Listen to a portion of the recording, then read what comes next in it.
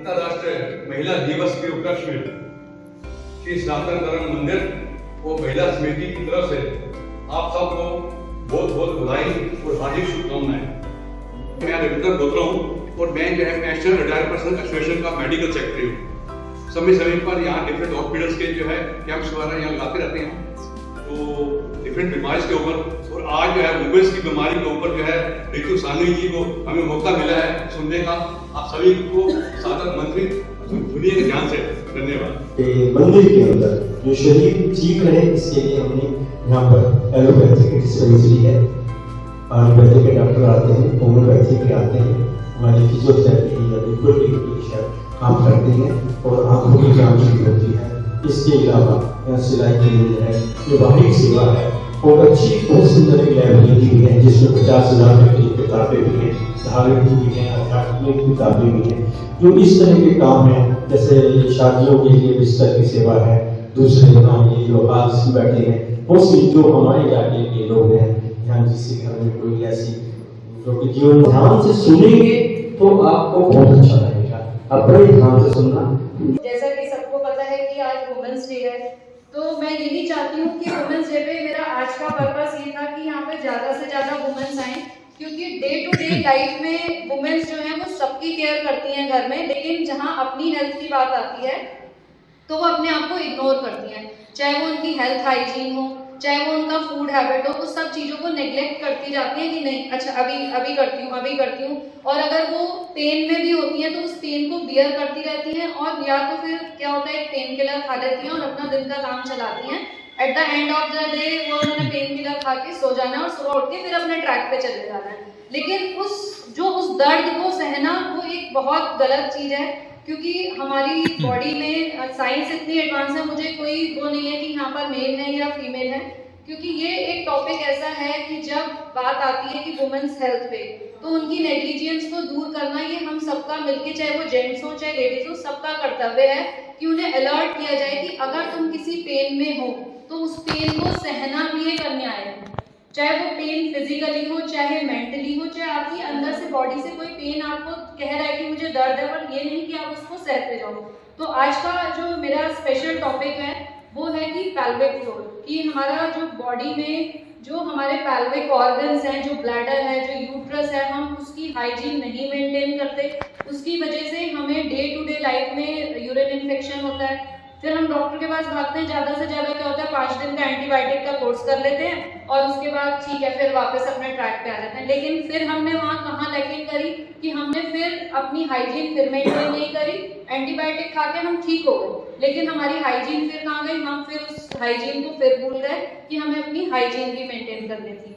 उसी के लिए मैंने एक छोटी सी प्रेजेंटेशन बनाई है, वो कुछ मैंने नॉर्मल ही प्रेजेंटेशन बनाई है, फिर भी जहाँ जहाँ कुछ साइंटिफिक चीज़ें आएंगी वो मैं आपको एक्सप्लेन भी करूँगी, क्योंकि मैं चाहती हूँ कि सबको मतलब ये हमारी ड्यूटी है कि हमें अपनी बॉडी के हर पार्ट के बारे में पता होना चाहिए, क्योंकि बहुत सारी ऐसी बीमारियां हैं वुमेन्स की जो हमारी किचन में ही ठीक हो जाती है रेमेडी से और कुछ एक्सरसाइज से। जैसे कि आज सभी को हैप्पी वुमेन्स डे मेरी तरफ से है ही है, और मुझे भी आप लोगों की तरफ से आपकी ब्लेसिंग के फॉर्म में मिल ही गया है। जैसे आप लोगों को देख के मुझे बहुत अच्छा लग रहा है कि आप लोग यहाँ पर आए हो।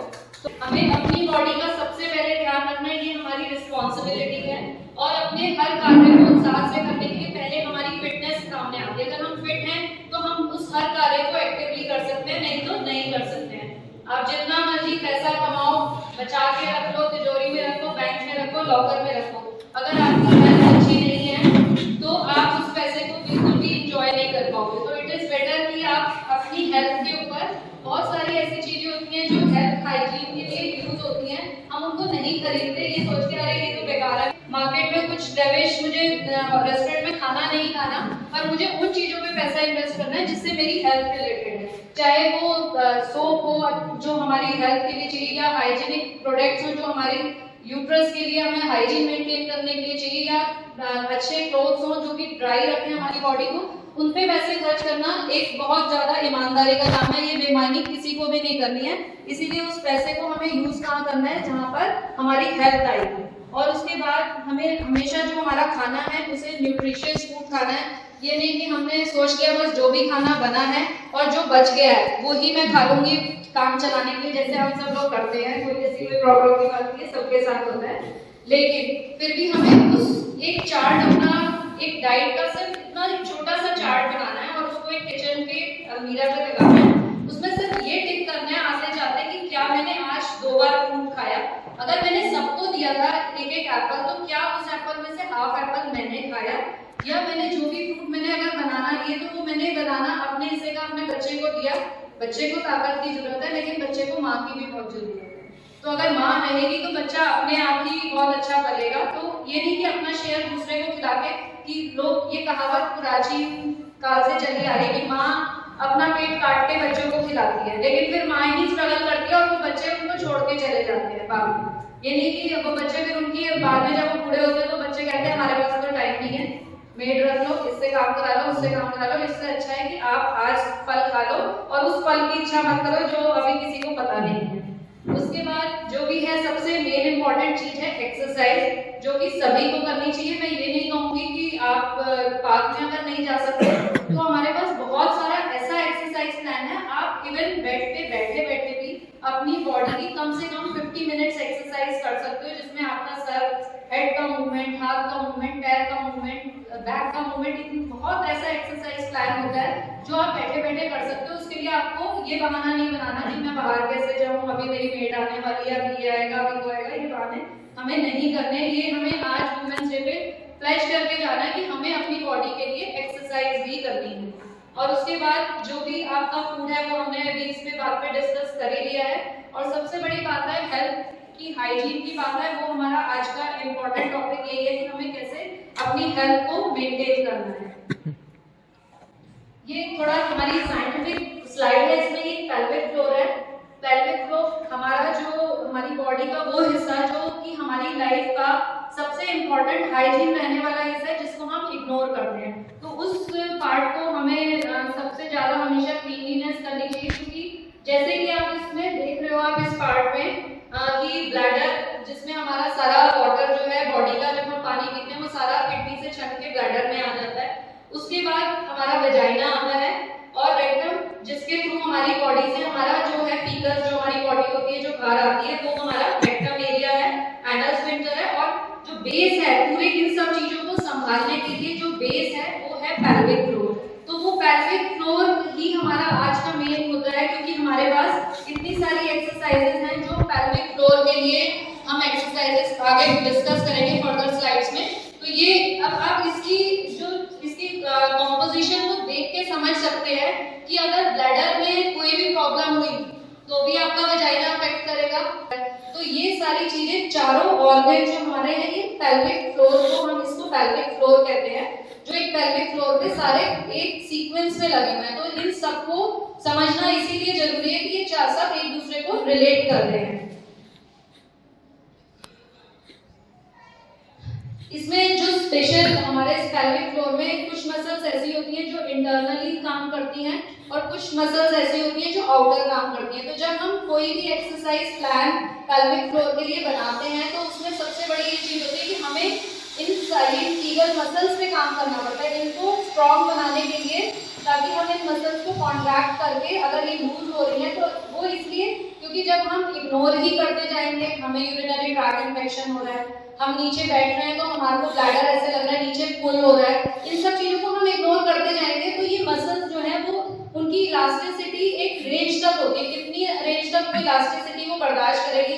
जब आप इग्नोर करते जाओगे 6 महीने, 1 साल, 2 साल, आप जाओगे ही नहीं डॉक्टर के पास। और जब आप जाओगे तो उसके बाद डॉक्टर कहेगा कि आज आपका यूट्रस जो है वो 3rd डिग्री प्रोलैप्स पे है और आपका यूट्रस अब हमें रिमूव करना पड़ेगा। हम जाते किस स्टेज में? जब हमारा यूट्रस रिमूव होने वाली स्टेज में आता रहता है, उससे पहले हम उसको इग्नोर करते रहते हैं कि नहीं अरे अभी ठीक है, अरे ठीक है, मैं जब बैठ जाती हूँ तो मैं ठीक हो जाती हूँ, मैं थोड़ी देर बैठ लेती हूँ ना फिर मुझे कोई प्रॉब्लम नहीं होती। ये बेसिक सबका क्राइटेरिया होता है वुमेन्स का, नहीं कोई बात नहीं। लेकिन जब आप डॉक्टर के पास पहुंचते हो तब तक डॉक्टर अपने लिए उसके लिए एक अच्छा खासा पेशेंट आ गया और उसका मनी बैंक बढ़ाने के लिए वो सीधा कहता है कुछ नहीं हो सकता।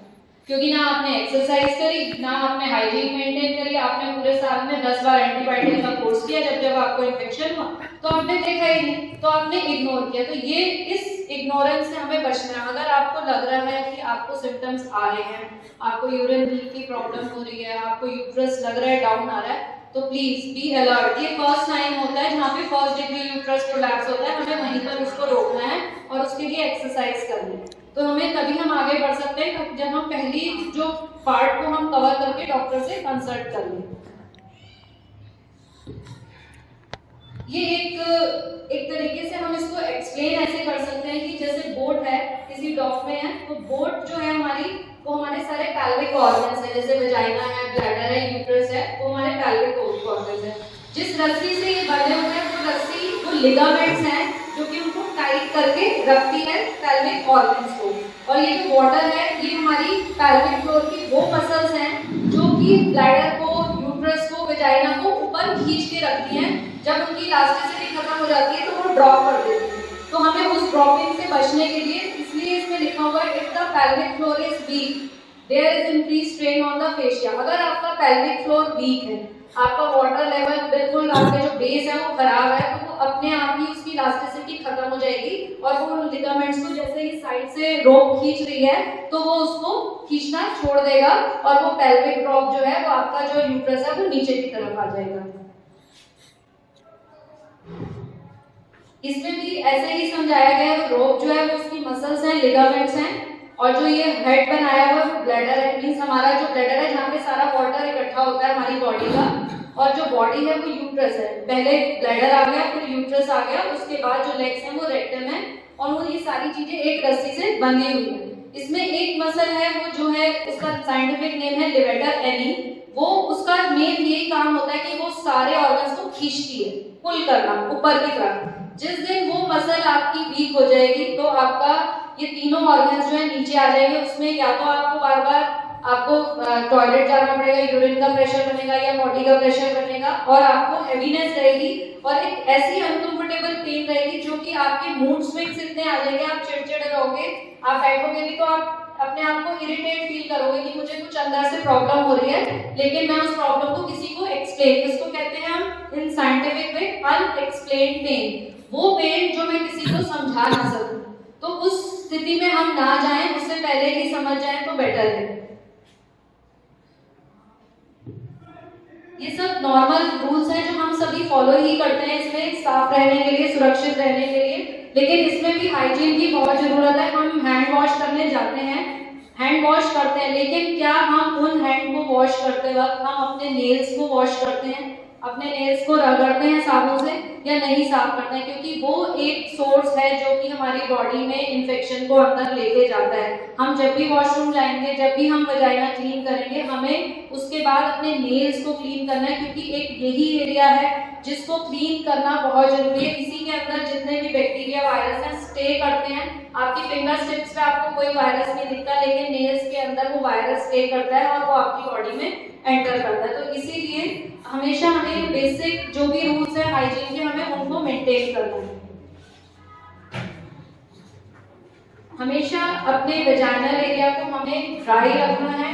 अगर आप अफोर्ड कर सकते हो टिश्यू पेपर्स, आजकल सभी लोग टिश्यू पेपर्स यूज करते हैं। जब भी आप वॉशरूम जा रहे हो, clean it with water, dry it with tissue paper, इससे अच्छा और कोई ऑप्शन नहीं है। क्योंकि आप तभी ड्राइनेस, जब तक ड्राइनेस रहेगी, जहाँ मॉइस्चर आएगा वहाँ पे फंगल इन्फेक्शन आएगा। आपको खुद समझ में नहीं आएगा कि मुझे प्रॉब्लम क्या हो रही है, लेकिन कहीं ना कहीं फंगस इन्फेक्शन आपको होगा और उसके लिए आप इरिटेट होते रहोगे और फिर आप किसी स्किन वाले या गायनेकोलॉजिस्ट के पास जाओगे या स्किन वाले डॉक्टर के पास जाओगे, तो फिर वही सेम पूरा सर्कल फिर घूमेगा आपका एंटीबायोटिक्स का, एंटी फंगल क्रीम्स का, और फिर डॉक्टर आपको एडवाइस करेगा कि आपको पानी पीना है, 10 ग्लास पानी पियो, 12 ग्लास पानी पियो, लेकिन आप फिर भी नहीं पियोगे क्योंकि मुझे प्यास नहीं लगती। उसके बाद आपको जो भी आपको अंडरगारमेंट्स यूज करने हैं, कॉटन के ही यूज करने हैं, चाहे आप सस्ते लो चाहे महंगे लो, लेकिन उसका फाइबर हमेशा कॉटन होना चाहिए। क्योंकि यहाँ पे अगर आपने कहीं भी कॉम्प्रोमाइज किया तो इन्फेक्शन के चांसेस 10 टाइम्स हायर है, और अगर आप कॉटन क्लोथिंग यूज करते हो तो आपके इन्फेक्शन के चांसेस 10% लेस है। और जो लोग जो पैड्स यूज कर रहे हैं मेंस्ट्रुएशन पीरियड्स में, तो हमें हमेशा उनको रेगुलरली चेंज करना है जिससे इन्फेक्शन ना हो, और साथ ही साथ हमेशा कोशिश करें कि कॉटन के ही पैड्स यूज करें। और सबसे बड़ा इम्पॉर्टेंट चीज जो हम जनरल यूज, जो मिस्टेक हम लोग सभी लोग करते हैं, जब हम नहाते हैं हमारी सबसे बड़ी मिस्टेक होती है कि जिस साबुन से हम नहा रहे हैं हम उसी साबुन से पूरी बॉडी को यूज करते हैं, हम अपने जेनाइटल्स भी, अपने ऑर्गन्स सारे उसी से क्लीन करते हैं। ये एक बहुत बड़ी गलती हम करते हैं जो हमारा इन्फेक्शन का बहुत बड़ा सोर्स है। आजकल मार्केट में बहुत अच्छे प्रोडक्ट वुमेन्स की क्लियरिंग के लिए बहुत वी वॉश है, वो एक अच्छा प्रोडक्ट है जिसकी पीएच वैल्यू भी मेंटेन है, जो कि आपके वेजाइना को क्लीन भी रखता है और उसकी पीएच वैल्यू को डिस्टर्ब भी नहीं करता। लेकिन जो हमारे सोप है उनमें इतना ज्यादा केमिकल्स होते हैं वो हमारे वेजाइना की पीएच वैल्यू को कंप्लीटली डिस्टर्ब कर देते हैं। और आप ये सोचते हैं कि हमने डिओड्रेंट यूज कर लिया, हमने टेलकम यूज कर लिया, लेकिन नहीं, वो डिओड्रेंट और वो टेलकम भी हमारे पीएच वैल्यू को डिस्टर्ब करते हैं, उस ऑर्डर को, एक नेचुरल ऑर्डर होता है उसको डिस्टर्ब करते हैं, और उसी से स्किन कैंसर होने के चांसेस फिर 10 टाइम्स हायर हो जाते हैं। इस डिस्फंक्शन के अंदर हमारी एंट्री हो चुकी है, हम जस्ट उनको इग्नोर करते जाते हैं, जैसे कि आपका यूरिनरी फ्रीक्वेंसी, बार बार यूरिन का आना, और इनकॉन्टिनेंस होना कि यूरिन का बार बार रुकना। तो ये सारे डिस्फंक्शन है जो कि हमें इन पे ध्यान देना चाहिए कि बार बार आपको यूरिन क्यों आ रहा है, क्यों आप यूरिन को कंट्रोल नहीं कर पा रहे हैं, आपकी जो है आपकी बॉडी में जो गैसेस बन रही हैं वो क्यों बन रही हैं, इसका वो गैसेस भी प्रेशर डालती हैं आपके ब्लैडर पे, वो ब्लैडर लीक होने का कारण ये भी होता है कि आपकी बॉडी में बहुत ज्यादा एसिडिटी है, और वो गैस जो है खाली एक आपकी बॉडी में एक जगह स्टमक में ही सर्कुलेट नहीं होती। मैंने बहुत सारे ऐसे पेशेंट देखे हैं गैस की वजह से जिन्हें सर्वाइकल की प्रॉब्लम होती है। तो हमारा ये पेल्विक फ्लोर का जो हमारा एरिया है, जो ये हमारा रीजन है पेल्विक फ्लोर का एरिया, इस एरिया में हैवीनेस, डिस्कम्फर्ट, पेन, या तो वो पेन यहाँ साइड में मसल्स होती हैं हमारी जो पैर के साथ जा रही हैं, इन मसल्स में एक ऐसी मीठी मीठी सी पेन होती है जो एक लहर की तरह चलती रहती है, वो एक अलग सी पेन होती है जो ये बताती है कि आपका जो पेल्विक फ्लोर है वो डिस्कम्फर्ट में है। और उसके साथ साथ हमेशा एक जो आपका मसल्स होती हैं उसमें स्पाज्म रहता है, टाइटनेस रहती है, उसी की वजह से हमारी बॉडी में यूट्रस प्रोलैप्स होने के चांसेस बढ़ जाते हैं, क्योंकि जब आपका पेल्विक फ्लोर वीक हो गया, आपकी पेल्विक फ्लोर की मसल्स वीक हो गई, तो नेचुरली आपको सारा इफेक्ट, जो सारा मिलके प्रेशर आपके कहाँ डालेगा, जब आपका ब्लैडर वीक है, ब्लैडर कंट्रोल नहीं कर रहा है यूरिन को, तो वो अपने आप ही ब्लैडर जो है वो यूट्रस को धक्का देगा नीचे की तरफ। अब जब वो यूट्रस को नीचे की तरफ धक्का देगा तो आपकी पेल्विक फ्लोर मसल अपने आप ही नीचे आ जाएगी। तो आपकी प्रॉब्लम डे टू डे जो है, ये सारी जितनी भी प्रॉब्लम्स हैं, इसमें आप आजकल की जो गर्ल्स हैं उनको पीसीओडी की प्रॉब्लम है, जो कि बहुत बड़ी हार्मोनल प्रॉब्लम है, जिसकी वजह से पीरियड्स जो है वो रेगुलर नहीं होते गर्ल्स को, और उसकी वजह से उनकी बॉडी में इतने हार्मोनल चेंजेस हो जाते हैं कि इवन एज अ गर्ल उनके फेस पे हेयर आने शुरू हो जाते हैं, उनकी स्किन डार्क पैची होनी शुरू हो जाती है, उनका हेयर फॉल होना शुरू हो जाता है। तो ये सब हार्मोनल डिसबैलेंस है, ये सारा डायरेक्टली रिलेटेड है पेल्विक फ्लोर से। तो इसका मतलब ये है कि सारा एक जगह ने सारे एरिया, पूरी बॉडी को हमारे डिस्टर्ब कर दिया पूरा, क्योंकि वो हार्मोन लेवल डिस्टर्ब हो गया, वाटर लेवल डिस्टर्ब हो गया, तो नेचुरली है कि वो हार्मोन लेवल पूरी बॉडी में हमारी जो पिट्यूटरी ग्लैंड एक मास्टर ग्लैंड है उसकी वर्किंग को अफेक्ट कर देता है। तो जो भी हार्मोन्स हैं बॉडी में से, हैप्पी हार्मोन्स बनना, जो भी बच्चा है, गर्ल है, वो डिप्रेशन में जाना शुरू हो जाती है, तो हमारी बॉडी में जो भी हैप्पी हार्मोन्स बन रहे थे वो बनने बंद हो जाते हैं, और उसकी जगह जो है वो बच्चा जो है वो सैडनेस में जाने लगता है। और जब बच्चा डिप्रेशन में जाने लगता है, क्योंकि वो अपने आप को नेचुरल नहीं फील करता, क्योंकि जब वो अपनी फ्रेंड से शेयर करती है तो वो कहती है कि नहीं मेरे पीरियड्स तो रेगुलर हो रहे हैं, लेकिन जब उसको ये समझ में आता है कि 3 महीने 4 महीने मेरे पीरियड्स नहीं हो रहे, तो एक मेंटल स्ट्रेस आना शुरू हो जाता है कि क्यों मेरे साथ ऐसा हो रहा है। तो उन सभी का कारण हमारा पेल्विक फ्लोर है। अभी इसमें इस स्लाइड में आप इजीली देख सकते हो कि जो भी सिम्टम्स हैं वो पेल्विक पेन के क्या क्या सिम्टम्स हैं, जब आप अपने आप जज कर सकते हो कि जब आपको पेल्विक फ्लोर की कोई भी प्रॉब्लम है, तो इनमें से लो बैक पेन, कभी भी लो बैक पेन आपको अगर पीछे से आगे की तरफ आ रहा है तो कभी भी ये मत समझना कि मेरी लोअर बैक में पेन है, ये पेन आपको अलर्ट कर रहा है कि आपके पेल्विक ऑर्गन्स वीक हैं। आपका पेल्विस वीक है, वो आपको अलर्ट करना शुरू कर देता है क्योंकि वो रोटेट होता रहता है पीछे से पेल्विस की तरफ। फिर उसके बाद आपको ग्रोइन डिस्कम्फर्ट। ग्रोइन क्या होता है? हमारा ये एरिया जो पैर और हमारे यूट्रस के बीच में एरिया, इसको हम कहते हैं ग्रोइन एरिया। इस एरिया में पेन आना शुरू हो जाता है। Pain in bladder region. Bladder में आपको कैसे पता चलेगा? ब्लैडर तो आपकी बॉडी के अंदर है, पर आप कैसे जानोगे कि मेरे ब्लैडर में पेन है? वो पता चलेगा कि आप यूरिन करने जाओगे, थोड़ा सा यूरिन आएगा, पूरा नहीं आएगा। आप वेट करोगे कि मैं क्लियर करूं, यूरिन को क्लियर करूं, पर वो प्रेशराइज रहेगी बॉडी कि मुझे यूरिन पास करना है, पर यूरिन पास नहीं होगा। तो वो आपका ब्लैडर का पेन है। यहाँ पे ब्लैडर आपको अलर्ट कर रहा है कि यस, कि मैं भी हूँ आपकी बॉडी में डिस्कम्फर्ट में हूँ। और साथ के साथ ये भी अलर्ट कर रहा है कि अगर आपने मुझे ट्रीट नहीं किया तो मैं खाली ब्लैडर नीचे ही आपका नुकसान नहीं करूँगा, मैं आपकी किडनी को भी, क्योंकि जो यूरिन छन के आना था वो जब वापस नहीं जाता, वो वापस ऊपर वापस किडनी में जाता है, तो वो वापस किडनी को नुकसान करता है। जैसे कि हम बांध बना देते हैं बाढ़ के पानी को रोकने के लिए, अगर वो आगे नहीं जाता तो पानी बैक तो मारेगा। सेम थ्योरी हमारे यहाँ पर हम अप्लाई करते हैं कि अगर वो ब्लैडर ने पानी को छाना, उसको यूरिन बनाया, और अगर उस ब्लैडर से वो यूरिन बाहर नहीं आया तो वो ब्लैडर में इतनी कैपेसिटी नहीं है कि वो उस यूरिन को हमेशा रख के रहेगा, उसको बैक किडनी की तरफ करेगा। जब वो किडनी में वापस यूरिन जाता है, उसके बाद जो वो प्रॉब्लम स्टार्ट होती है, फिर वो आप डॉक्टर जो है, फिर आप नेफ्रोलॉजिस्ट के चक्कर काटते हो कि भाई सर मेरा तो मुझे रुक रुक के यूरिन आ रहा है, कहीं मुझे स्टोन तो नहीं है। तो ये सारी मल्टीपल एक नेग्लिजेंस पेल्विक फ्लोर की आपको बहुत सारे डिस्कम्फर्ट में डालती है। उसके बाद आपका डिस्कम्फर्ट इन सिटिंग पोजीशन, आप इजीली नोट कर लोगे या किसी को भी देख लेना, अगर किसी को पेल्विक फ्लोर रीजन में पेन है, वो कभी भी एक पोजीशन में कंफर्ट जोन में नहीं बैठ सकता, वो अपनी 10 बार पोजीशन चेंज करेगा, क्योंकि जो उसकी पेल्विक फ्लोर की मसल्स हैं वो उसको बैठने ही नहीं देगी, क्योंकि वो स्ट्रेस करती रहेंगी, वो प्रेशर डालती रहेंगी, वो कभी इधर घूमेगा कभी उधर घूमेगा, डिस्कम्फर्ट रहेगा। तो ये एक बहुत बड़ा साइन होता है, हमें पता चलता है, वो बॉडी अलर्ट करती है कि यस मैं प्रॉब्लम में हूँ, मुझे मेरा कुछ इलाज करो, नहीं तो फिर तुम्हारा इलाज नहीं करूँगा। और फिर आपका जो भी आपको पेल्विक फ्लोर से रिलेटेड प्रॉब्लम्स हैं उनको इग्नोर नहीं करना ही बेटर होता है। इसीलिए हमारा मेन पर्पस यही है कि हम इस चीज को समझ पाए।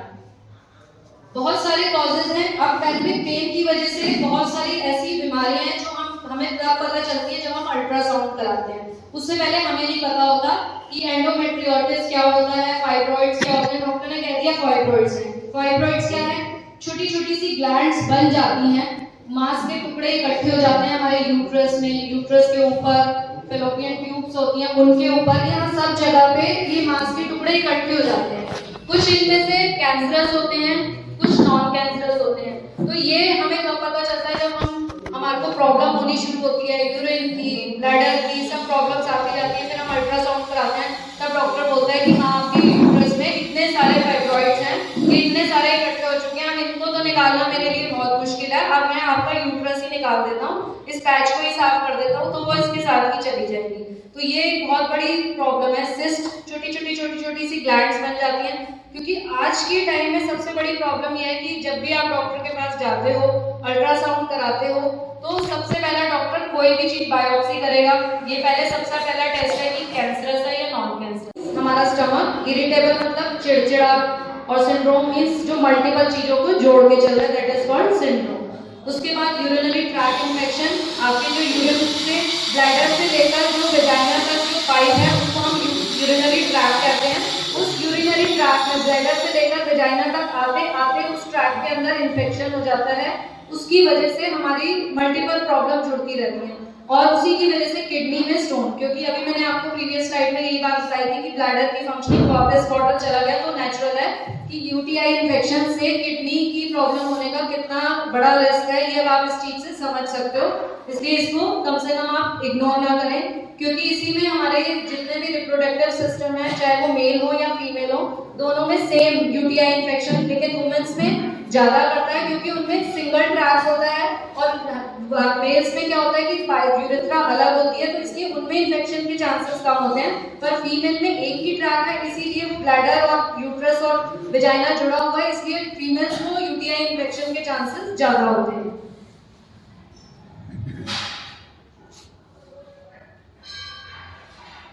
यहाँ पर ये साइंटिफिक टर्म है वल्वोडाइनिया।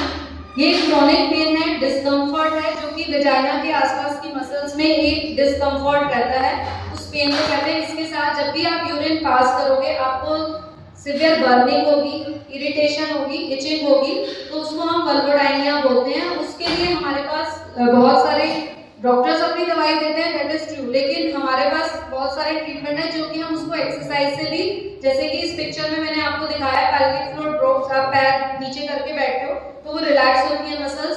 डायफ्राग्मेटिक ब्रीदिंग होती है, जिसमें कि इसको मैं अभी आपको एक्सरसाइज वाले प्लान में बताऊंगी कि कैसे ही आपको ब्रीदिंग एक्सरसाइज करनी है। हीटेड सिट्स बाथ्स आते हैं, वाटर बाथ्स आते हैं, जिसके ऊपर बैठ के हम हीट लेते हैं। चाइल्ड पोज एक्सरसाइजेस जो लोग योगा करते हैं वो इस एक्सरसाइज से बहुत अच्छे से फेमस है। ये एक्सरसाइज हमारी वेजाइना की मसल्स को स्ट्रेंथ करने के लिए बहुत अच्छी एक्सरसाइज होती है। और ये फोम रोलर आता है, अगर हम इसको रख के भी पीछे की मसल्स के ऊपर फ्लैट करके लेट के एक्सरसाइज करते हैं, इससे भी हमारी वेजाइना की मसल सारी स्ट्रेच होती है। ये मैंने अभी आपको बताया था एंडोमेट्रियोसिस, ये बहुत बड़ा कॉमन है जो यंग जनरेशन है उनके लिए। जो यंग जनरेशन बच्चे न्यूली मैरिड होते हैं वो कंसीव नहीं कर पाते, क्यों नहीं कंसीव कर पाते, उसका ये सबसे बड़ा जो रीजन है वो है एंडोमेट्रियोसिस, जो कि हमारी यूट्रस की एक लाइनिंग होती है, उसकी साइंटिफिक एक स्ट्रक्चर है कि इसकी जो ब्रेथ है वो इतनी होनी चाहिए, उसके बाद ही वो अपनी वर्किंग पूरी करती है, उसके बाद ही वो रेगुलर टाइम पे हमारा मेंस्ट्रुएशन साइकिल आता है, उसी के बाद सारी प्रॉपर वर्किंग होती है। लेकिन जहाँ पर ये, इसमें आप इस पिक्चर में देख सकते हो एब्नॉर्मल टिश्यू, जो टिश्यूज है वो उसके ऊपर गुच्छा बन गई है, मसल लेयर्स की लेयर्स बन गई हैं, आपकी जो मेंस्ट्रुएशन साइकिल को पूरा डिस्टर्ब कर देगा, क्योंकि वो जब एक 28 या 30 दिन के साइकिल के बाद उस लेयर को शेड ऑफ होना था, वो शेड होती तो ब्लीडिंग होती, लेकिन वो लेयर है वो शेड ऑफ ही नहीं हुई, क्योंकि वो इतनी मोटी बनी हुई थी कि वो टूटी नहीं। उसके ना टूटने से क्या है कि वो आपका साइकिल जो 28 दिन का था वो 35, 40 और 45 दिन पे चला गया। फिर आपने डॉक्टर से दवाई ली, डॉक्टर ने स्ट्रॉन्ग हार्मोन दिया आपको, फिर वो लेयर शेड ऑफ हुई, उसके बाद आपको ब्लीडिंग हुई, यानी कि 3 महीने का आपका जो रेगुलर साइकिल था वो 3 महीने तक डिले हो गया। अब उस डिले ने जो आर्टिफिशियल आपने हार्मोन खाया उसने आपकी बॉडी को अफेक्ट किया, उसने आपके ब्लैडर को अफेक्ट किया। तो ये सारी चीजें, ये सब एक कनेक्शन है जो हम रोज की रोज अपनी लाइफ में, क्योंकि यहाँ पे जितने भी लोग हैं या तो वो मदर्स हैं, उनकी भी आगे आपके भी बच्चे हैं, यंग गर्ल्स हैं, तो ये सारी चीजें क्यों आपको पता होना चाहिए, क्योंकि कल जब आपकी बिटिया के साथ या आपकी बहू को ये प्रॉब्लम हो तो आप इजीली उनको ये एक्सप्लेन कर सकते हो कि यस आपको ये प्रॉब्लम हो रही होगी, इसी की वजह से जो है आपका ये सारा सिस्टम जो है डिस्टर्ब चल रहा है। एक ये साइंटिफिक टर्म है वेजिनेसिस। इसमें भी क्या है कि आपका जो है, आपको हर वक्त जो है अनकंफर्ट, डिस्कम्फर्ट रहता है, पेनफुल एरिया रहता है, जिसमें आप जब भी वॉशरूम जाओगे आपका वेजाइना जो है वो हमेशा टाइट फील होगा, उसकी ओपनिंग नहीं होती तो आपको पेन होता है। यूरिन पास करने में, यूरिन आ रहा है, बहुत तेज आ रहा है, लेकिन आप उसको पास नहीं कर पा रहे, क्यों? क्योंकि जो मसल्स हैं, जो लेयर्स हैं, वो डोर है, वो इतना टाइटली चिपक गया आपस में, वो उसको ओपन नहीं करने दे रहा, उसको खुलने नहीं दे रहा, तो आप अपना यूरिन को पास नहीं कर पा रहे। तो ये सारी चीजें हैं, ये टर्म्स हैं, चाहिए साइंटिफिक है, पर मुझे ऐसा लगता है कि हम सबको इन सब चीजों के बारे में पता होना बहुत जरूरी है। यहाँ पर है ये बैक्टीरियल वेजिनोसिस। इसमें हमारी जो हमारा यूट्रस है, हमारा जो पेल्विक फ्लोर है, उसमें एक बैक्टीरिया होता है जिसको हम बोलते हैं लैक्टोबैसिलस बैक्टीरिया। वो एक हेल्दी बैक्टीरिया है, वो जो हमारा, जैसे हम दही खाते हैं, दही में लैक्टोबैसिलस बैक्टीरिया होता है, इसीलिए दही को बहुत एक अच्छा आहार माना जाता है, क्योंकि जब भी आपको लूज मोशंस है, आपका पेट खराब है, आपका अगर गट का जो फ्लोरा वो खराब हो गया है, तो दही, क्योंकि उसमें लैक्टोबैसिलस है जो कि हमारे पेल्विक फ्लोर के लिए सबसे रिच बैक्टीरिया माना जाता है, जो कि हमारे पेल्विक फ्लोर को हेल्दी रखता है, वो एक बैक्टीरिया है। और जब वो बैक्टीरिया की जगह वहां पर एक दूसरा बैक्टीरिया आ जाता है, ब्रेडनेरेला, वो उस बैक्टीरिया को बनने नहीं देता और उसको मार देता है। अब वो उसको मार देता है तो नेचुरल है, आप जब यूरिन जाओगे आपकी यूरिन में स्मेल आएगी, आपका यूरिन इतना वाटरी वाइट होना चाहिए, उसकी जगह वो थिक हो जाएगा, येलो कलर का हो जाएगा, डेंस क्लाउडी सा यूरिन होगा। और साथ में आपको जब आप वॉशरूम, क्योंकि आप इस चीज को आप नोट ऐसे कर सकते हो कि आपने देखा होगा जब कहीं आप किसी जाते हो प्लेस पे जहाँ पर आप कॉमन टॉयलेट यूज करते हो, तो आपने देखा होगा कि कई लोग जब वॉशरूम होके आते हैं उसके बाद बहुत स्मेल आती है, वो स्मेल क्यों आती है? क्योंकि उनका जो यूरिन है उसमें वो बैक्टीरिया जो है वो लैक्टोबैसिलस बैक्टीरिया की जगह इन्फेक्टेड बैक्टीरिया है जो उसमें एक स्मेल क्रिएट कर रहा है। आपसे कई बार आपसे वहाँ खड़ा नहीं हो जाता, आप कहते हो नहीं भाई बहुत स्मेल आ रही है मुझे, मैं नहीं इस वॉशरूम को यूज कर सकता। इसीलिए यहाँ पर भी हमारी हाइजीन का सबसे बेस्ट ये है, आप अगर यंग हो बैठ सकते हो तो कहीं पे भी जाओ तो better to use Indian toilet जहाँ पे इन्फेक्शन का सबसे कम चांसेस होती है, क्योंकि वहाँ पर आपकी स्किन की जो है कनेक्शन नहीं है उस स्पॉट के ऊपर से। लेकिन जो इंग्लिश सीट्स होती है वो एक इन्फेक्शन का बहुत बड़ा सोर्स होती है। लेकिन हाँ, अगर आपकी ओल्ड एज है तो ये मेरी आपसे रिक्वेस्ट है कि आप अपने बैग में टिश्यू पेपर का रोल रखो, सैनिटाइजर रखो। हमेशा कोई भी वो उस वॉशरूम में गया हो, चाहे वो आपका अपना भी हो, उसको पहले क्लीन करो और उसके बाद आप उस टॉयलेट सीट को यूज करो, ताकि किसी की बॉडी से वो बैक्टीरिया आपकी बॉडी में, ये नहीं सोचना कि वो बैक्टीरिया मेरी बॉडी में ही बना है, वो बैक्टीरिया जो है आप किसी से गिफ्ट में भी लेके आ सकते हो। तो ये भी आपको ध्यान रखना है कि हमें टॉयलेट सीट यूज करते वक्त कोई बहुत महंगे नहीं आते टॉयलेट पेपर, आजकल सब एडवांस है, सभी लोग सबके घर में टॉयलेट पेपर्स और टिश्यू पेपर्स होते हैं। तो इट इज बेटर अपने बैग में एक पैकेट डाल के रखो। इसमें कोई आपको ये कहे कि आप बहुत एटीट्यूड वाले हो, उस चीज को भी नहीं सोचना। अपनी हाइजीन की ध्यान रखना मेरी जिम्मेदारी, अपने आप को ठीक रखना मेरी जिम्मेदारी है। मुझे किसी को इम्प्रेस करने के लिए ये सारी चीजें नहीं करनी, मुझे अपने आप को स्वस्थ रखने के लिए ये सब चीजें यूज करनी है।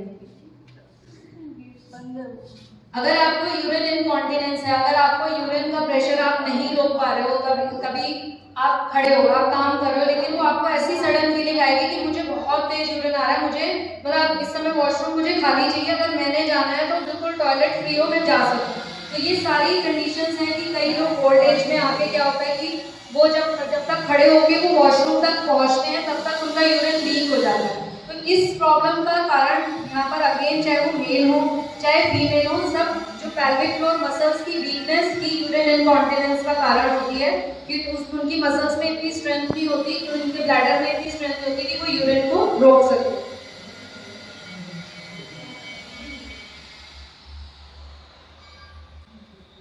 यहाँ पर देखो आप 3 तरह से इनकॉन्टिनेंस होता है। इनकॉन्टिनेंस का मतलब होता है कि आपको यूरिन का प्रेशर बढ़ रहा है और आप उसको कंट्रोल नहीं कर सकते। आप कहीं जा रहे हो, गाड़ी में हो, आपको इमरजेंसी में गाड़ी भी रुकवानी पड़ेगी, उस समय आप ये भी नहीं सोचोगे कि आपको कहाँ यूरिन पास करना है, बस आपको ये होता है कि अब मैं कंट्रोल नहीं कर सकता। तो एक स्ट्रेस इनकॉन्टिनेंस होता है। It is the most common causing involuntary bladder leakage, जहाँ की आपका ब्लैडर की जो मसल है, इनवॉलेंट्री मसल्स होती है जिनपे हम कंट्रोल नहीं कर सकते, वॉलेंट्री मसल है जिनको हम अपने कंट्रोल में, मेरे हाथ की मसल्स हैं इनको मैं अपने कंट्रोल से मुट्ठी को बंद कर सकती हूँ, खोल सकती हूँ, लेकिन जो ब्लैडर की मसल्स हैं वो मेरे हाथ में नहीं है। वो नेचुरल वर्किंग चल रही है, वो अपने आप मसल्स खुलेंगी, अपने आप बंद होंगी, अपने आप खुलेंगी, अपने आप बंद होंगी उनका।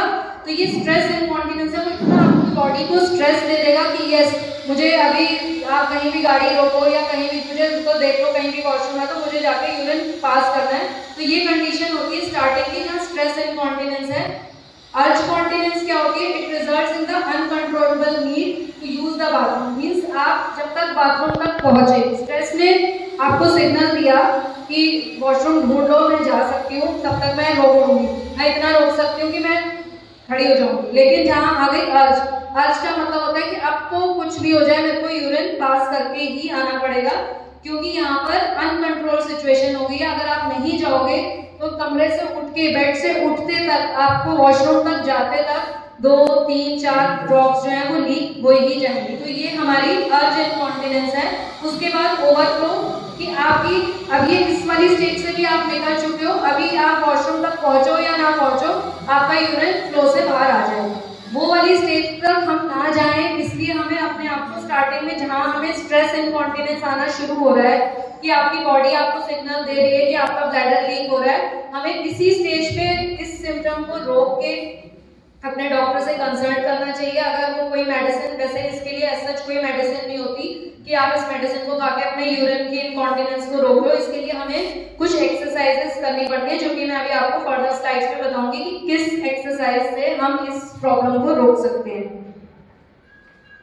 ये यूरिन लीकेज प्रॉब्लम है, इसमें सबसे बड़ी प्रॉब्लम यह है कि मैं इसमें ये स्लाइड को डालने का पर्पस ये था कि अगर रात के टाइम जो भी ओल्ड एज लोग हैं, वुमेन मेल है या फीमेल है, अगर आपको ऐसा लगता है कि आपको इनकॉन्टिनेंस की प्रॉब्लम है, आप यूरिन को नहीं कंट्रोल कर पा रहे, तो हमेशा आप कुछ ऐसा करके अपने घर की सेटिंग रखो कि आपका रूम वॉशरूम के पास होना चाहिए, ताकि अगर आपको, और जब आपको सिग्नल बहुत हल्का सा आया कि मुझे यूरिन का प्रेशर है, तो उसको बढ़ने नहीं देना, ताकि वो यूरिन बीच में ना लीक करे उससे पहले। और सबसे बड़ी बात है कि जब भी हम आधी रात में उठ के हमें टॉयलेट जाना है, स्पेशली फॉर द मेल्स, की हमें कभी भी खड़े होके यूरिन को पास नहीं करना है मेल मेंबर्स के लिए, ताकि उस समय क्या होता है कि आपका ब्रेन जो है वो आधा कॉन्शियस होता है, आधा अनकॉन्शियस होता है, उस समय हार्ट अटैक के, ब्रेन स्ट्रोक के, गिरने के सबसे ज्यादा चांसेस होते हैं, क्योंकि आप आधी नींद में हो, आपकी नींद नहीं खुली है, पर आपको ये प्रेशर आया कि मुझे तो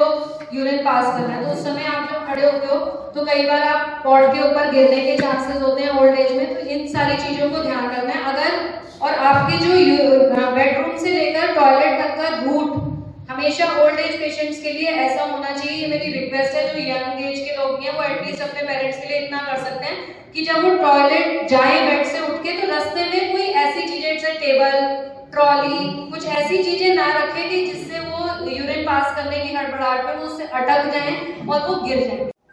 सबसे मेन टॉपिक हमारा आज का यूटीआई इन्फेक्शन। जो यूरिन इन्फेक्शन होता है उसके क्या कारण है और उसके क्या कॉजेज हैं, सिम्टम्स हमारी बॉडी हमें क्या देती है। बर्निंग और पेनफुल यूरिनेशन, यूरिन पास करते वक्त बर्निंग होना, जलन से यूरिन आना, कांस्टेंट अर्ज, बार बार ऐसा लगना कि मैं अभी तो यूरिन करके आई हूँ, उसके 2 मिनट बाद फिर मुझे ऐसा लग रहा है कि मुझे यूरिन पास करना है, constant urge to urinate, cloudy urine, dark colour का यूरिन, जबकि हमारा यूरिन जो है वो व्हाइट क्रिस्टल क्लियर का होना चाहिए। येलो तब होना चाहिए जब हम कोई बी कॉम्प्लेक्स खा रहे हैं या हम कोई एंटीबायोटिक्स खा रहे हैं, तब उसका कलर चेंज हो सकता है। लेकिन अगर वो नहीं है, क्लाउडी है, वो डार्क है, ठीक है, तो इट मींस कि there is a UTI infection going on in your body. और उसका जो फाउल ऑर्डर है, जो उसका ऑर्डर है स्मेली है, उसकी स्मेल इतनी अनबेरेबल है कि आपको खुद ही पता चल रहा है कि मेरी बॉडी में यूटीआई इन्फेक्शन हो चुका है। और पेल्विक पेन, वुमेन्स में स्पेशली पेल्विक पेन होना शुरू होता है, जिसे हम हिंदी भाषा में जो हमारे घरों में कहते हैं कि नलों में दर्द हो रही है, that is the pelvic floor muscles. वो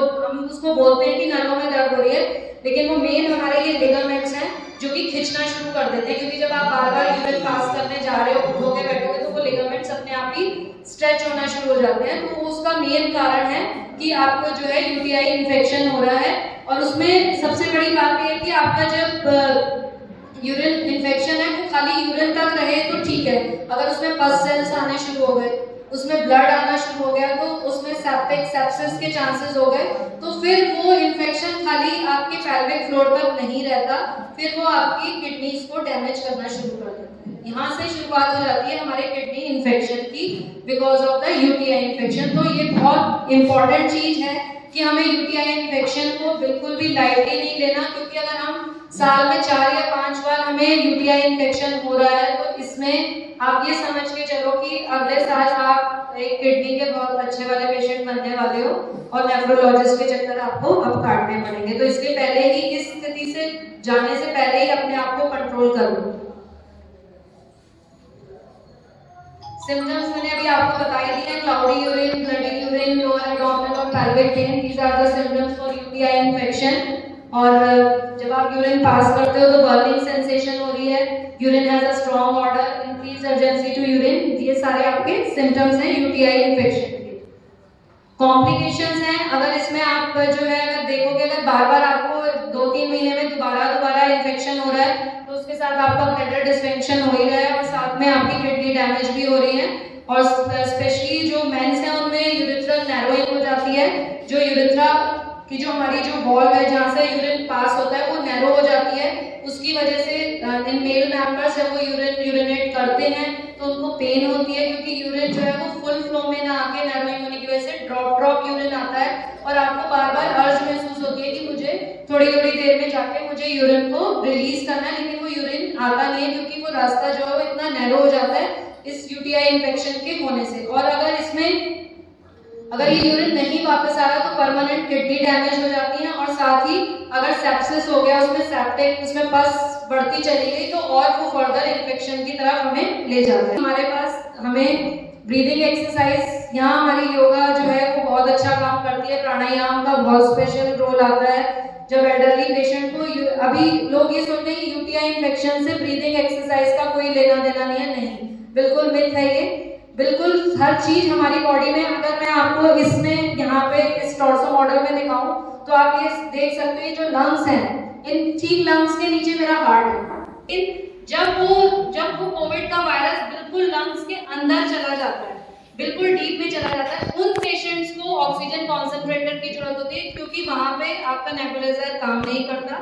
स्टीम काम करती है लेकिन तब नेबुलाइजर का काम खत्म हो जाता है, तब वहां पर ऑक्सीजन कॉन्सेंट्रेटर। ये एक भ्रम फैलाया गया था कि सबको ऑक्सीजन चाहिए, नहीं, सारे पेशेंट्स को ऑक्सीजन नहीं चाहिए। जो ऑब्स्ट्रक्टिव वाले पेशेंट होते हैं वो कुछ एक्सरसाइज करके भी ठीक हो जाते हैं, उनके लिए बहुत सारे एक्सरसाइज प्लान होते हैं जो हम बताते हैं। वो हम अभी आज का विषय से मैं डेविएट नहीं करूंगी अपने आप को, क्योंकि आज हमारा वुमेन्स का वो है।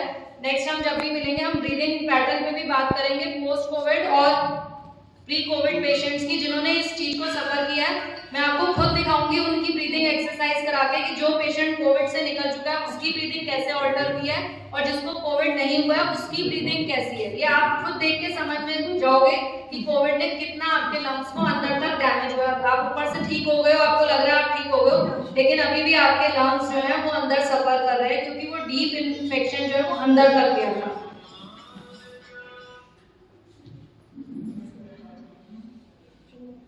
ये यूटीआई इन्फेक्शन के बाद जो हमारे मेन हमें टिप्स लेने चाहिए वो है कि आपको हमेशा जो अंडरगारमेंट्स हैं वो कॉटन के यूज करने चाहिए, टाइट क्लोथिंग नहीं पहननी है, ड्रिंक प्लेंटी ऑफ वाटर। कभी भी आपको यूरिन को रोकना नहीं। कभी भी आपको अगर लग रहा है कि आपको यूरिन का प्रेशर आ रहा है तो उसको होल्ड नहीं करना, उसको जो है क्लियर करना है, क्योंकि उसको होल्ड करना भी और अंदर इंटरनल ऑर्गन्स को नुकसान देता है। और जब भी आप यूरिन पास करते हो उसको हमेशा अपने एरिया को वॉश करके आना है, ताकि आपको जो है इन्फेक्शन के चांसेस ना रहे। और हमेशा खाली हमें वेजाइना को वॉश नहीं करना, रेक्टम टू वेजाइना दोनों ऑर्गन्स को वॉश करना है, ताकि किसी भी तरीके का फंगल इन्फेक्शन ना हो। और हमेशा जो भी हम लुब्रिकेंट्स, जो भी सोप जो भी यूज करें वो वाटरी होने चाहिए। बहुत ज्यादा केमिकल वाले सोप्स जो हैं वो हमेशा हमें अपने वेजाइनल एरिया पे नहीं यूज करने चाहिए। ये types of pelvic organ prolapse है, जब जिन लोगों को यूट्रस प्रोलैप्स हो जाता है। मैं फास्ट इसको आपको समझा सकती हूँ कि सिस्टोसील है, जब मेरा ब्लैडर जो है उसमें डिस्फंक्शन है, ब्लैडर ने प्रेशर डाला हुआ है। जब यूट्राइन प्रोलैप्स है उसमें यूट्रस का डिस्फंक्शन है, यूट्रस ब्लैडर पे प्रेशर डाल के नीचे की तरफ आ रहा है। और रेक्टोसील का मतलब है जहाँ जब मेरा रेक्टम है, जो मेरी जब मैं एनस है मेरा बॉडी करने जा रही हूँ तो मुझे ऐसा लगता है कि मेरा एनस बाहर आ रहा है। तो ये सारे सिस्टम हमें पता होने चाहिए कि मैं किस ग्रेड में आ रही हूँ, कि मेरे को ब्लैडर से रिलेटेड प्रॉब्लम है, मेरे को यूट्रस से रिलेटेड प्रॉब्लम है, या मुझको एनएस से रिलेटेड प्रॉब्लम है। और यही हमारा प्रोलैप्स यूज जो है, इसमें इसके सिम्टम्स हैं लीकेज ऑफ यूरिन है, इनेबिलिटी टू कंप्लीट, आप अपना ब्लैडर पूरा फुली आप उसको रिलीज यूरिन को पूरा नहीं कर पा रहे हो, उसमें हमेशा ब्लैडर में थोड़ा थोड़ा यूरिन रह जाता है। बल्जिंग है, आपको अपने पेल्विस एरिया में हैवीनेस लग रही है, लोअर बैक पेन है और फीलिंग ऑफ प्रेशर है, और आपको लोअर बैक पेन सारा दिन, ये सिर्फ एक, क्योंकि जब लोअर बैक पेन होता है तो वो किसी पॉस्चर में होता है, लेकिन जब पेल्विक एरिया की वजह से लोअर बैक पेन होता है तो वो 24 आवर्स रहता है। वो तो ये एक अलर्ट होने का साइन है कि अगर मुझे 24 आवर्स लोअर बैक में पेन है तो इट मींस ये मेरा पेन पेल्विक फ्लोर से रिलेटेड है, ये लोअर बैक से मेरे वर्टिब्रा से नहीं रिलेटेड। ये अभी हमें इसके बारे में बात कर ही लिया था, डिसमेनोरिया के बारे में। ये पेल्विक फ्लोर एक्सरसाइजेज हैं, इनमें कुछ एक्सरसाइजेज हैं जो योगा वाले लोग तो अपने योगा के आसन के थ्रू करते ही हैं इन सारी एक्सरसाइजेज को। ये कीगल एक्सरसाइजेज होती हैं जो मेनली ये कीगल एक्सरसाइजेज हैं। नॉर्मली सबको पता है कि हम ये वाले आसन करते हैं योगा में, लेकिन जब हम ये स्पेशली हम जब यूट्रस के लिए, वेजाइना के लिए करते हैं तो इनको करने के लिए हमें क्या किन मसल्स के ऊपर काम करना है ये हमारे लिए जानना है, क्योंकि आधे से ज्यादा लोग, सबने YouTube पे और गूगल पे सबको पता है कीगल एक्सरसाइजेस क्या होती है, लेकिन 99% लोग कीगल एक्सरसाइजेस को गलत परफॉर्म करते हैं। उनको नहीं पता कि कौन सी मसल को खींचना है और कौन सी मसल को रिलैक्स करना है। हमारी जो वेजाइना की मसल्स हैं, जो कीगल्स हैं, उनको हमें कैसे खींचना है और कैसे हमें रोक के रखना है। और ये इसको बताने के लिए आपको शायद फिजिकल थेरेपिस्ट की जरूरत पड़ेगी। ये कीगल एक्सरसाइजेस हैं जो कि बेनिफिट देती हैं जब आपका यूरिन लीक हो रहा है उसको रोकने के लिए। जैसे कई लोग खांसी करते हैं या छींक आती है, उससे उनका ब्लैडर जो है वो इतना वीक हो जाता है, यूरिन लीक हो जाता है। तो इन सब सारी प्रॉब्लम्स को, उस लीकेज को रोकने के लिए हमारे पास कीगल एक्सरसाइजेस हैं। इन कीगल एक्सरसाइज को कैसे करना है मैं अभी आपको इसमें आगे चली स्लाइड्स में बताती हूँ। इनके बेनिफिट्स जो है कीगल एक्सरसाइज के, आपकी कॉन्स्टिपेशन की प्रॉब्लम ठीक हो जाएगी, जो यूरिन लीक होता है उसकी प्रॉब्लम से आप बहुत हद तक बाहर आ जाओगे। लीकेज ऑफ स्टूल, आपको ऐसा लगता है कि आपको बार बार पॉटी का प्रेशर बन रहा है, पर आप जब वॉशरूम में जाते हो तो आप पॉटी आपको नहीं आती। तो ये सारी प्रॉब्लम भी, इनमें भी कीगल एक्सरसाइज का अपना एक अलग ही रोल होता है। ये सिंपल कीगल एक्सरसाइज इन्होंने इसमें बताया हुआ है कि आप अगर लेट के एक्सरसाइज नहीं कर सकते तो हमारे पास बहुत बेस्ट ऑप्शन है कि हम इस एक्सरसाइज को बैठ के भी कर सकते हैं, चेयर पे भी। जैसे जो ओल्ड एज वुमेन है या ओल्ड एज मैन है वो इस एक्सरसाइज को चेयर पे बैठ के भी परफॉर्म कर सकते हैं। उसके लिए आपको हमेशा, जैसे आगे इस पिक्चर में बना हुआ है कि आपका इन तीनों चीजों को दिखाया कि हमें कॉन्सेंट्रेट, जिस समय मैं अपनी एक्सरसाइज कीगल्स कर रही हूँ तो मुझे पर्टिकुलर मुझे सोचना है, मुझे ऐसा लगाना है जैसे कि मेरे को यूरिन को मैं रोक रही हूँ, मेरे को यूरिन रोकना है। लेकिन जब मुझे ये एक्सरसाइज करनी है तो मुझे यूरिन रोकना नहीं है, मुझे यूरिन पास करके आने के बाद इस एक्सरसाइज को करनी है। यूरिन रोकने का मतलब ये नहीं कि जब मुझे यूरिन आ रहा है तो मैं यूरिन रोक के एक्सरसाइज कर रही हूँ, नो, दैट इज रॉन्ग। आपको वो एक्सरसाइज करनी है कि जब आपका ब्लैडर एम्प्टी है, आप पहले यूरिन पास करके आओ, फिर उसके बाद बैठो, फिर आप ऐसे खींचो अपनी बॉडी को, अपने वेजाइना को ऐसे टाइटली खींचना है कि जैसे कि आपने यूरिन के फ्लो को रोका हुआ है। उस समय पर आपको ये ध्यान रखना है कि जो बटक्स की मसल्स है, जो ग्लूटियल मसल्स हैं, उनको टाइट ज्यादा नहीं करना, जो स्टमक की मसल्स हैं उनको ज्यादा टाइट नहीं करना। इस समय आपका फोकस सिर्फ आपके उस पर्टिकुलर मसल पे है जो कि लूज हो चुकी है, उसको टाइट करने के लिए।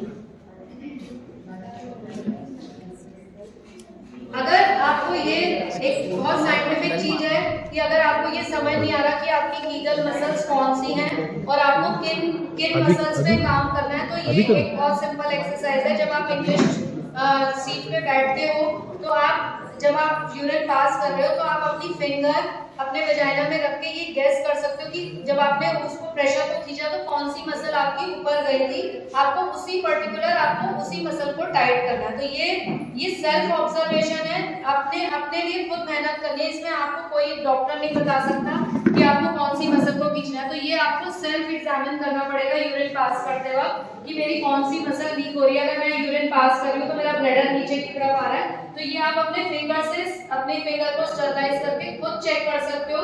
और उसके बाद फिर जब आपको ये समझ में आ जाएगा कि ये वाली मेरी मसल नीचे थी और फिर आपने थोड़ी देर बाद उसको टाइट किया, फिर आपने फिंगर रखी, तो आप खुद फील करोगे कि मेरी वो मसल ऊपर की तरफ शिफ्ट हुई है। तो उससे आपको पता चल जाएगा कि मेरी कीगल मसल जो है वो लूज थी, वो नीचे आ गई थी और मैंने उसको एक्सरसाइज करके ऊपर किया। अगर इसके बाद भी हमारे पास बहुत है, अगर आपको नहीं समझ आता, आपके घर में बड़ा मिरर है, आप उसमें भी चेक कर सकते हो। जब आप कॉन्ट्रैक्ट करते हो आप चेक कर सकते हो कि मेरी मसल्स वर्क कर रही हैं या नहीं कर रही, या मैं सिर्फ टाइम पास करने के लिए एक्सरसाइज कर रही हूँ, मैं ऐसे खींचे जा रही हूँ, हाँ मैं कीगल्स कर रही हूँ, लेकिन वो कीगल्स नहीं होती। मेरे को पर्टिकुलर जिस मसल के लिए मुझे कीगल एक्सरसाइज करनी है, मुझे उस मसल को कॉन्ट्रैक्शन मुझे फील होना चाहिए। कि मैं जैसे हमारे योगा में हम मूल बंध लगाते हैं, तो वो मूल बंध में भी हम सारी जो पैल्विक फ्लोर की मसल्स को खींचते हैं, हम वजाइना से गले नीचे से मूल बंध लगाते हैं, फिर नाभि से मूल बंध लगाते हैं। तो वो तीनों जब हम मूल बंध लगाते हैं तो पूरी बॉडी हमारी खिंचती है, तो वो भी हमारा एक बहुत अच्छा योगाभ्यास होता है। इसमें आपको ये पता चल जाता है कि अगर आपका ब्लैडर लीक हो रहा है तो आप खुद ही सेंस कर जाते हो कि आपकी मसल्स कितनी वीक है। अब इसमें आपको जो कीगल एक्सरसाइज करनी है वो ब्रीदिंग के साथ करनी है, लेकिन आपको ब्रीदिंग करते वक्त इस चीज का ध्यान रखना है कि जब मैंने अपने नाक से सांस अंदर ली तो उस समय इसको हम कहते हैं डायफ्राम, ये हमारा डायफ्राम है, यहाँ पर ये पूरा एरिया हमारा डायफ्राम का होता है, लंग्स के नीचे का। तो जब मैं सांस ले रही हूँ तो मुझे पता चले कि मेरे पेट के अंदर हवा गई हुई है, तो मुझे ये फील होना चाहिए। और उसके बाद जब मैंने निकाला तो मेरा डायफ्राम वापस ऊपर अपने गया। तो ये डायफ्राम जो ब्रीदिंग है ये कोविड पेशेंट्स के लिए बहुत इंपॉर्टेंट, क्योंकि इस ब्रीदिंग को हम क्यों कर रहे हैं स्टमक के थ्रू, क्योंकि हमारे लंग्स जो है वो वीक हैं, वो पूरा ब्रीदिंग नहीं कर पा रहे, तो हम डायफ्राम के थ्रू ब्रीदिंग कर रहे हैं। इसमें आप लेट के भी कर सकते हैं इसको, लेकिन आप इस समय जब ये एक्सरसाइज करेंगे कीगल्स की, तो आपको ये ध्यान रखना है कि आपको अपने हिप्स को टाइट नहीं करना ज्यादा, और उसके बाद सिर्फ वेजाइनल मसल्स पे काम करना है। इसमें जब हम इसको स्क्वीज करते हैं पेल्विक फ्लोर मसल्स को, इसको 5 सेकंड के लिए होल्ड रखना है, लेकिन उस होल्ड रखने में हमें अपनी ब्रीदिंग को नहीं रोकना, ब्रीदिंग को ब्रेथ होल्ड करके एक्सरसाइज नहीं करनी हमें जब भी हम अपने पेल्विक फ्लोर को स्क्वीज करते हैं, साथ साथ हमें ब्रीदिंग की एक्सरसाइज को करते रहना, ब्रीदिंग को होल्ड नहीं करना, ताकि हम उसको प्रेशराइज, उस मसल को ज्यादा प्रेशराइज ना कर सकें। तो ब्रीदिंग करते रहना है हमें साथ में।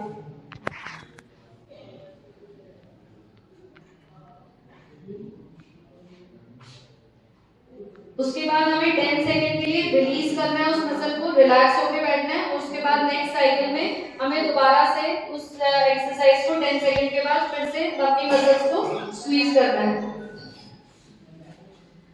इस एक्सरसाइज को हमें 5 सेकंड्स और 10 सेकंड्स के इंटरवल, 5 सेकंड हमें होल्ड करके रखना है, 10 सेकंड हमें रिलैक्स करना है, उसके बाद ही और साथ साथ हमें ब्रीदिंग करनी है। ये फुल एक्सरसाइज है जो हम योगा में भी करते हैं, सेतुबंध आसन हम ये बना करते हैं, ये भी एक्सरसाइज बहुत यूजफुल है। हैप्पी बेबी पोज है, इसके भी अपने बहुत बेनिफिट है। जब हम बेबी पोज की तरह पैरों को ऊपर लेके जाते हैं तो हमारी जो वेजाइना, यूट्रस, ब्लैडर जो है वो ऊपर की तरफ पुल करता है। तो ये एक्सरसाइज भी, बेबी पोज भी है, ये बहुत अच्छी एक्सरसाइज है हमारे यूट्रस प्रोलैप्स के लिए और as well as pelvic floor muscle की स्ट्रेंथ के लिए। मार्चिंग एक्सरसाइज, जो लोग ज्यादा एक्सरसाइज नहीं कर सकते वो बैठ के या खड़े होके भी वो मार्चिंग एक्सरसाइजेस कर सकते हैं। ये भी, इनका भी एक अपना बहुत इंपॉर्टेंस है कीगल मसल्स को स्ट्रॉन्ग करने के लिए।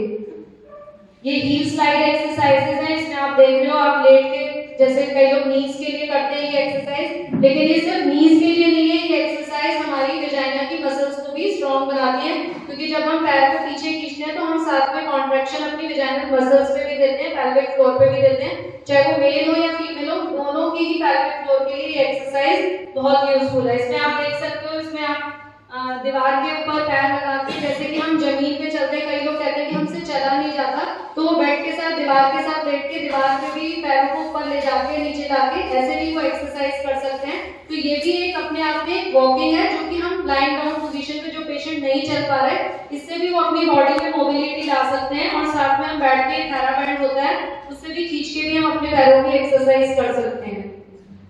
ये ब्रीदिंग है, आपने इसमें इस पिक्चर में इजीली देख सकते हो, जब इनहेल करते वक्त आपने एक हाथ अपना चेस्ट पे रखा और एक स्टमक पे जब आपने इनहेल किया तो आपका जो स्टमक है वो ऊपर की तरफ आ गया। इस एक्सरसाइज से आपको क्लियरली समझ में आ जाएगा कि कीगल्स करते वक्त जब आपने पेल्विक फ्लोर को खींचना है, आपने टाइट करना है, तो आपको जो डायफ्राम के थ्रू ब्रीदिंग करनी है, और आपका खुद पता चल जाएगा हाथ ऊपर आ गया, और हाथ जब आपने एक्सहेल किया तो आपका पेट अंदर की तरफ चल गया। तो इस एक्सरसाइज से आप समझ जाओगे कि कैसे आपको इनहेल करना है और कैसे एक्सहेल करना है। ये स्ट्रेंथन है पेल्विक फ्लोर, कुछ एक्सरसाइजेस हैं जस्ट लाइक कपालभाति हो गया ना। हाँ जी आंटी, ये जस्ट लाइक एक्सरसाइज जो बताइए कपालभाति की तरह। नहीं कपालभाति नहीं है आंटी, कपालभाति में तो आप फोर्सफुली, कपालभाति आप फोर्सफुली करते हो, इसको आपको बहुत इजी वे में करना है कि आपको ये एक्सरसाइजेस है स्ट्रेंथनिंग और पेल्विक फ्लोर हम कैसे घर में कर सकते हैं एक्सरसाइजेस। न्यूट्रिशन डाइट है, हमें जो हमारी वैसे तो ये सारी चीजों के लिए अच्छा होता है, लेकिन हमें ये भी पता होना चाहिए कि हमारी जो पेल्विक फ्लोर मसल्स हैं उनको स्ट्रॉन्ग करने के लिए हमें क्या क्या चीजें खानी है। एंटीऑक्सीडेंट्स हैं, vitamin E, vitamin C, omega 3 fatty acids, 6 fatty acids, protein और प्रोबायोटिक्स। प्रोबायोटिक्स का रोल इसीलिए दोबारा आया क्योंकि हमारा जो वेजाइना, जो यूरिन का जो हमारे उसमें जो बैक्टीरिया है वो लैक्टोबैसिलस है, तो उसको मेंटेन करने के लिए हमें प्रोबायोटिक्स की जरूरत पड़ती है, ताकि हमारी जो गट का जो फ्लोरा है, वो गट की जो लाइनिंग है वो बिल्कुल ठीक रहे। ये हमारे पास ओमेगा 6 फैटी एसिड्स हैं, जिसमें बहुत सारी ऐसी चीजें हैं जो हम नॉर्मली हम लोग खाते भी हैं, लेकिन अगर नहीं खाते तो इनमें से जो हम अफोर्ड कर सकते हैं उनमें से हम कुछ चीज़ों को हम अपने खाने में ऐड कर सकते हैं ताकि हमारी जो डाइट है वो हमारी बॉडी के लिए न्यूट्रिशियस हो। इसमें आप कोरिलेट कर सकते हो कि हम नॉर्मली हम क्या करते हैं, ये सब अपने आप को डस्टबिन बना के रखते हैं। जो बचा कुचा घर में जिसने प्लेट में छोड़ा वो हमने खा लिया, जो बच्चों ने बचा दिया वो हमने खा लिया, जो बच्चों ने कहा वो हमने बना दिया, लेकिन हम कहाँ गए, हम तो खो ही गए।